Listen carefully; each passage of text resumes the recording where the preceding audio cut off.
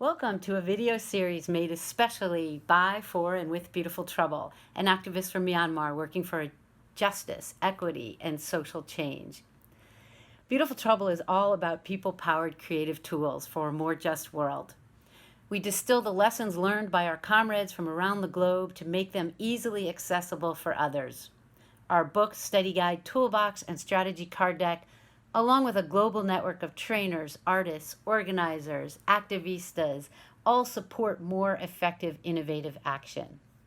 This is part 2 of a 5-part series in which we'll be talking about creative actions, action planning, strategy tools, and more. Let's get started. In this session, we'll be looking at action planning, and in specific, how to develop more innovative actions to engage others, build power, and communicate your demands effectively. We will use the creative action planning game and then explore the points of intervention methodology to help identify a wide diversity of places to have an impact on your issue. First, we're going to start by naming our issue, say immigration or climate change or gender-based violence. Then we're going to identify the goal. If you're working on immigration, maybe you're trying to declare your city a sanctuary. If you're working on climate change, maybe you're trying to close a local coal-fired power plant. Remember, if you're doing this for real, use the campaign goals that you've already got. You do have them, right? If not, see one of our other videos for support on developing your strategy. If you're in a big group, we recommend that you form small teams of 2 to 6 people to do this in a more interactive way. And when you're done, you'll be able to compare the work that each team has created on the same issue and have more ideas to work with. There are 2 easy ways to play.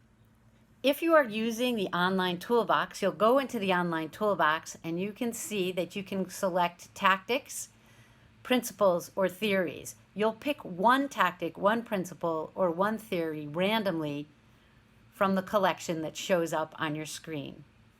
If we are using the online card deck, you will make 3 piles of cards. One pile will be tactics, one pile will be theories, and one pile will be principles. So go ahead and prepare that now. To further explain how to play this creative action card game, we would like to work with a real-life situation. So for this video, we're going to use the real-life example of working on gender-based violence in your community. The first thing you want to make sure that you agree on is your big picture vision. And that would be something that might take you 5, 10, 20 years to do. And in this case, it could be to eliminate all violence from your community, especially all gender-based violence. The campaign itself might be broadly to work on gender-based violence in your community, and your campaign goals, or perhaps you use the word objectives, might be to educate women on your rights, make sure that they know what the legal options they have for fighting violence would be in their communities. Or you could have a second objective or goal about building allyship with men, helping men stand up and speak out against gender-based violence. We're going to ask you in this exercise that you think about this brainstorming from the perspective of a community group. Perhaps you're young men, women, girls, boys in the community, in a community youth group that has come together to work on eliminating gender-based violence in your community. So for this case, we're going to use Make the Invisible Visible. We're going to use guerrilla projection or flash mob if you don't have an access to a projection, and we're going to use framing to talk about what kind of creative actions you could use in your community to fight gender-based violence. And in particular, we're thinking about helping women be educated about their options and helping men become better allies in fighting gender-based violence. So here's an example. Possibly you could set up a public training. Or if you pick the card guerrilla projection, this means that you would project an image on maybe the side of a bar or a tea house where gender-based violence has been known to occur. So that would be one way of making the invisible problem of how women are treated in your community much more public. It would also be a way to be creative, and the format could be to call on men in your community to stand out for women, right? And that is a change potentially of the framing that happens, where often victims of gender-based violence are blamed for the problem rather than the perpetrators. So we can see how we can use these cards to discuss and think about an action that could happen that would help us promote our campaign against gender-based violence.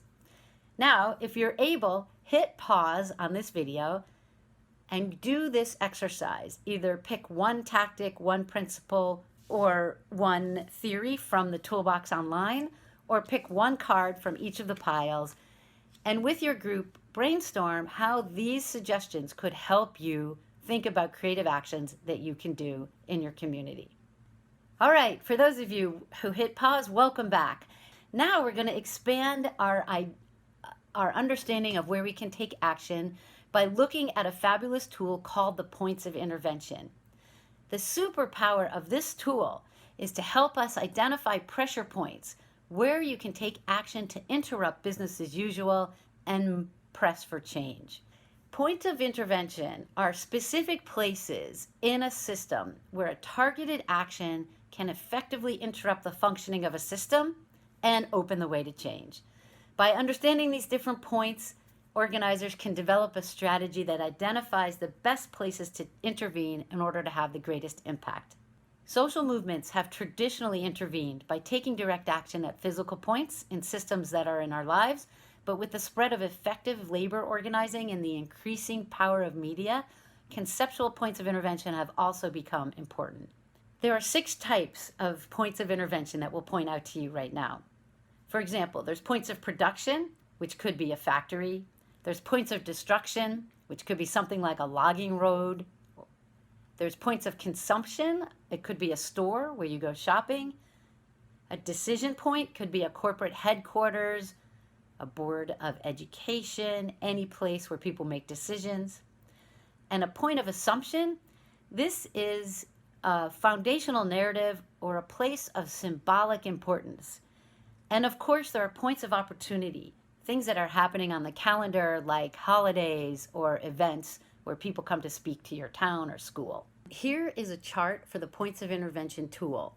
The first step you're going to do is fill out the place column for the points of production, destruction, consumption, etc. Focus on that first column to identify the places, and the second step is to fill out the actions that you possibly could do at those locations. So if you have time right now, you can hit pause and take time to do this right now for your campaign. For example, the campaign that we're working on reducing gender-based violence and engaging with male allies, a point of consumption could be a bar or a tea house where men gather. A point of destruction could also be the bar or tea house that has women workers where gender-based violence might occur. Or perhaps it's at a bus stop. A point of decision could be a local police station.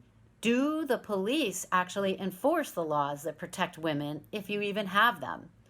Or a point of consumption, or even a point of assumption, could be a school or a playground where ideas about gender equality are taught or reinforced. And after you brainstorm the places, take some time to brainstorm the actions that could happen at those places. For example, we mentioned earlier that maybe we could do a projection at a bar. You could also post posters or signs. You could actually have a flash mob or a gathering or a speak out of some type at the bar itself or at the school grounds, right? And you could do similar things at a police station or other locations if those were the people that you are holding accountable. So I hope that you got a lot out of this slideshow today. So once you have played the game of creating actions from a brainstorm using the Beautiful Trouble theories, principles, and tactics, and perhaps had time to delve into the tool of points of intervention, We hope that you will take good notes and write down your ideas. We want to let you know that we acknowledge that there are limits of using these cards for inspiration. But the issue is, as well, that many people think creativity comes from having boundless time or resources. In fact, people are more creative when they're faced with specific limits or challenges, when you actually have to figure out how to get out of a box. And for that reason, that's where the cards or the toolbox itself will help you iterate and be more creative in thinking about possibilities for actions. If the cards or toolbox entries are too much, think about using a slightly different format. Use only one card or brainstorm another technique. So in closing, today we covered creative action planning and the points of intervention. Next up in this video series, we will look at using the toolbox and the cards to help you evaluate and debrief your actions, and then explore the action star and an action checklist to support your planning. This was part 2 of the series, looking at the world of creative actions and beautiful trouble, and we look forward to seeing you at the next video.